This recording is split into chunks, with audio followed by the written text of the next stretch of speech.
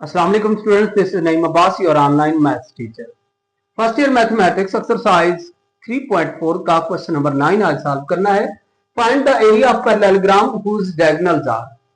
किसी पैरेललोग्राम के diagonals given है दो वेक्टर्स की फॉर्म में, आपने उसका एरिया फाइंड करना है। तो बेटे देख लें पहले कि area parallelogram is equal to A cross B का मैग्नीट्यूड होता है अगर ए और बी दो एडजेसेंट वेक्टर्स हो।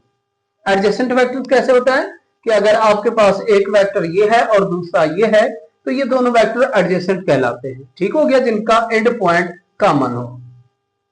और अगर if area parallelogram is equal to A cross B का magnitude divided by 2 if a and b are diagonals. अगर ए और बी किसी भी पैरेललोग्राम के डायगोनल्स हों तो उस वक्त एरिया पैरेललोग्राम का ये फार्मूला है।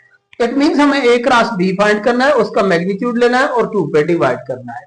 सो ये ए वेक्टर है, ये बी, हमने ए क्रॉस बी फाइंड किया।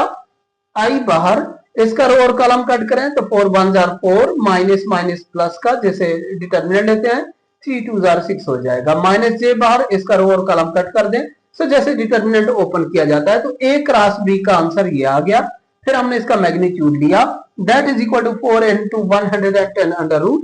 अब area parallelogram is equal to A cross b divided by 2, इसका मैग्नीट्यूड, और 2 को 2 के साथ कैंसिल कर दिया तो बाकी हमारे पास एरिया पैरेललोग्राम किसके इक्वल आया, 110 यूनिट्स के। बेटे आपका ये वाला पार्ट जो है ये आपने खुद ट्राई करना है।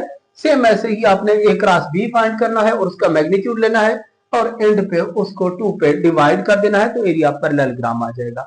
तो यहां तक हमारी एक्सरसाइज 3.4 कंप्लीट हो गई। इसके बाद हम देखते हैं इंट्रोडक्शन ऑफ एक्सरसाइज 3.5 एक्सरसाइज के इंट्रोडक्शन में सबसे पहले आता है स्केलर ट्रिपल प्रोडक्ट। कि तीन वेक्टर्स आ जाएं तो उनका स्केलर ट्रिपल प्रोडक्ट कैसे फाइंड किया जाता है। लेट्स सपोज एक वेक्टर ए है, बी है और सी है, तो स्केलर ट्रिपल प्रोडक्ट जो होता है उसको इस तरह से डिनोट किया जाता है ए dot B cross C. Okay, और इसे कैलकुलेट कैसे किया जाता है, ए के एलिमेंट्स जो कंपोनेंट्स हैं इसके, और उसके बाद बी वेक्टर के कंपोनेंट्स, और उसके बाद सी वेक्टर के कंपोनेंट्स। डन। और इसका जैसे मैग्नीट्यूड डिटर्मिनेंट जैसे फाइंड करते हैं इस तरीके से इसे कैलकुलेट करोगे तो वो उन तीन वेक्टर्स का स्केलर ट्रिपल प्रोडक्ट आ जाएगा। Okay, mean scalar triple product find करने का मेथड हमारा ये होगा। पहले हम फर्स्ट वेक्टर के कंपोनेंट्स लिखेंगे, फिर सेकंड के और फिर थर्ड के, और डिटर्मिनेंट की तरह इसे ओपन करेंगे तो हमारे पास आंसर आ जाएगा। अब बेटे ये जो चीज होती है ये किसी भी पैरेललोग्राम के अंदर जितना स्पेस मींस जितना वॉल्यूम होता है वो फाइंड करने के लिए हम इसे यूज करते हैं। Means A dot B cross C are edges. अगर किसी भी पैरेललोग्राम के पैरेललोग्राम के क्या हूं, एजेस हूं ए और बी और सी, तो उस वक्त उसका volume of parallelogram will be equal to a dot B cross सी।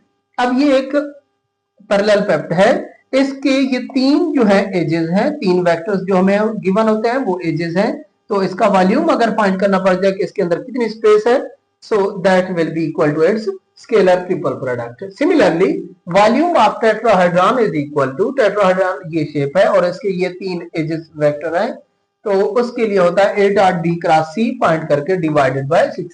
तो हर बार A dot B cross C आप इस मेथड से फाइंड करेंगे, आपको ए बी और सी वेक्टर गिवन होंगे। ओके, नेक्स्ट है हमारे पास कि कोप्लेनर वेक्टर्स कौन से होता है। अक्सर एमसीक्यूज में भी ये चीज पूछी जाती है।